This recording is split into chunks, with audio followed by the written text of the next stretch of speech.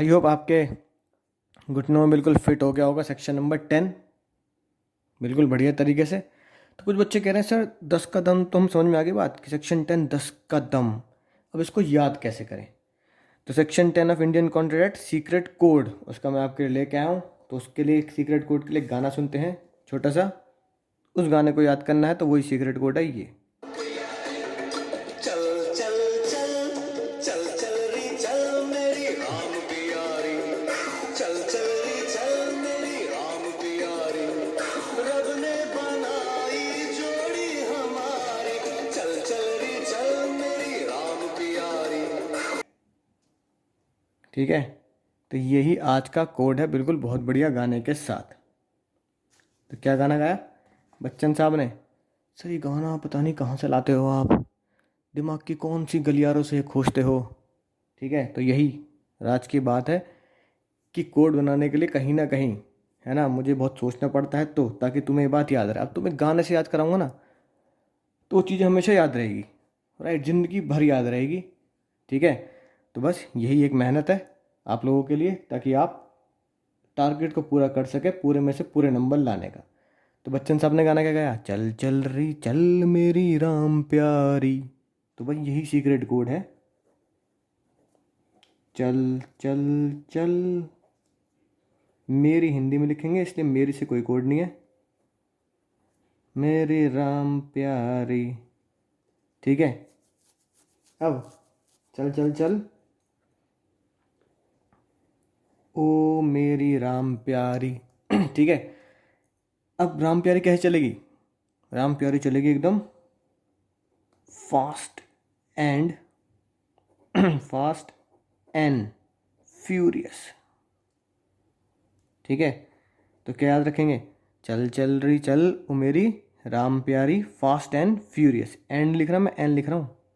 ठीक है, तो बस यही आज का कोड है, चल चल रही चल मेरी राम प्यारी, फास्ट एंड फ्यूरियस। ठीक है, सेक्शन 10 10 का दम। अब देखो सी से क्या बनेगा? पहले सी से बनेगा सर्टेनिटी।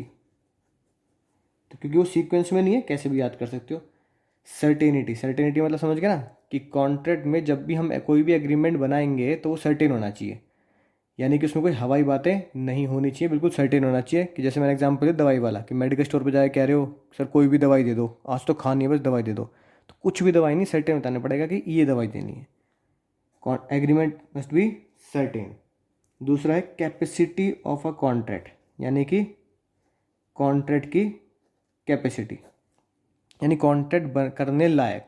जैसे होता है ना 18+ होना चाहिए और आप साउंड माइंड होना चाहिए, तुम्हारे दिमाग में कोई केमिकल लोचा ना चल रहा हो। ठीक है, समझ मेरे बात। अगले सी से क्या बनेगा? अगले सी से बनेगा लीगल कंसिडरेशन। तो कंसिडरेशन कैसा होना चाहिए? लीगल। जैसे मैं तुम्हें पढ़ा रहा हूँ तो तुम मुझे इसके बदले जो फीस दे रहे हो, तो फीस लीगल है, लेकिन मुझे ड्रग्स देने लगो, सर ये लो ड्रग्स, एंजॉय द लाइफ, तो भैया लाइफ एंजॉय नहीं हो पाएगी, वो इलीगल माना जाएगा। ओ, ओ से बनेगा, जैसे लीगल कंसिडरेशन है ऐसे ही ऑब्जेक्टिव भी क्या होना चाहिए? ऑब्जेक्टिव भी लीगल होना चाहिए। तो लीगल ऑब्जेक्टिव, यानी मैं तुम्हें पढ़ा रहा हूँ तो teaching is objective which is legal, right. एक ओ से क्या बनेगा? ऑफर, सबसे पहला पॉइंट, ऑफर एंड एक्सेप्टेंस, यानी कॉन्ट्रैक्ट बनाने के लिए एक ऑफर करना, एक्सेप्टेंस करना, अगला चैप्टर यही है हमारा, राइट। राम के आर से क्या बनेगा? राम प्यारी के आर से क्या बनेगा? आर से बनेगा रिलेशनशिप लीगल, यानी कि जब हम एग्रीमेंट बनाएंगे तो लीगल रिलेशनशिप की बात करेंगे, राइट। कमर्शियल और डोमेस्टिक रिलेशन की बात नहीं करते, क्योंकि कमर्शियल और डोमेस्टिक एग्रीमेंट वॉइड होते हैं एज पर बाल्फर वर्सेस बाल्फर। क्यों होते हैं? क्योंकि उसमें एनफोर्सिबिलिटी नहीं आती। प्यारी के पी से क्या बनेगा? प्यारी के पीछे बनेगा पॉसिबिलिटी, पॉसिबिलिटी ऑफ परफॉर्मेंस, कि यानी कि जो भी हम कॉन्ट्रैक्ट कर रहे हैं वो पॉसिबल होना चाहिए पूरा करने की। जैसे मैंने एग्जांपल दिया चांद तारे तोड़ लाना, तो चांद तारे तोड़ लाना, मरे हुए को जिंदा कर देना, खजाना ढूंढ लेना, तो भैया ये कॉन्ट्रैक्ट की पॉसिबिलिटी में नहीं आता। इस तरह के कॉन्ट्रैक्ट हो ही नहीं सकते जो इम्पॉसिबल हो। ठीक है, तो वो कॉन्ट्रैक्ट भी क्या हो जाएगा? वॉइड। फिर आता है फास्ट। बताओ फास्ट के एफ से क्या बनेगा? Free consent. तो जो आपकी कंसेंट है यानी कि सहमति है ना, वो क्या होनी चाहिए? एकदम फ्री होनी चाहिए, यानी कि कोई प्रेशर या कोई दबाव नहीं होना चाहिए, धमकी का प्रेशर, मेंटल प्रेशर, धोखा, इस तरह की बातें नहीं होनी चाहिए। पूरा चैप्टर पढ़ेंगे आगे।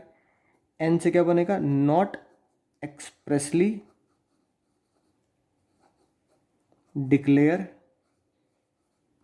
वॉइड। ठीक है, कि वो कॉन्ट्रैक्ट एक्सप्रेसली डिक्लेयर वॉइड नहीं होना चाहिए।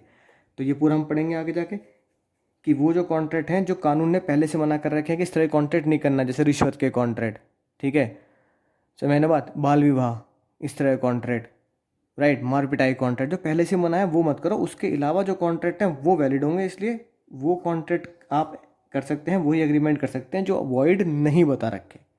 और एफ से क्या होगा? Legal formalities.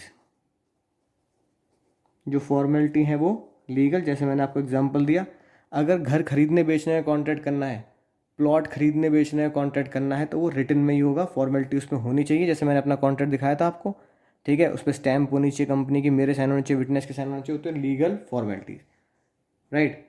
तो आई होप बिल्कुल अच्छे से याद हो जाएगा। तो बताओ, अगर कोई तुमसे पूछे 10 का दम है ना, या 10 बहाने करके ले गए दिल, यानी कि सेक्शन 10 कॉन्ट्रैक्ट का सबसे important section, elements of valid contract क्या होते हैं, तो क्या गाना गाना है?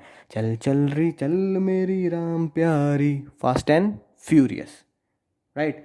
तो चलिए, आई होप आपको ये बात समझ में आई होगी, ये कॉन्सेप्ट बिल्कुल अच्छे से समझ में आ गया होगा कि 10 एलिमेंट कौन से होते हैं। तो बहुत जल्द, है ना, अगले लेक्चर में मिलेंगे एक नई कहानी के साथ, एक नए जोश के साथ, एक नए सेक्शन के साथ, राइट। तब तक पढ़ते रहिए, सीखते रहिए, कुछ ज़िंदगी में नया, है ना, करते रहिए, ताकि हम एग्ज़ाम में ला सकें पूरे में से पूरे नंबर। तो मैं आपका दोस्त, प्यारा प्यारा होस्ट, मिलता हूँ अगले लेक्चर में। तब तक चलता हूँ, दुआओं में याद रखना मेरे ज़िक्र का।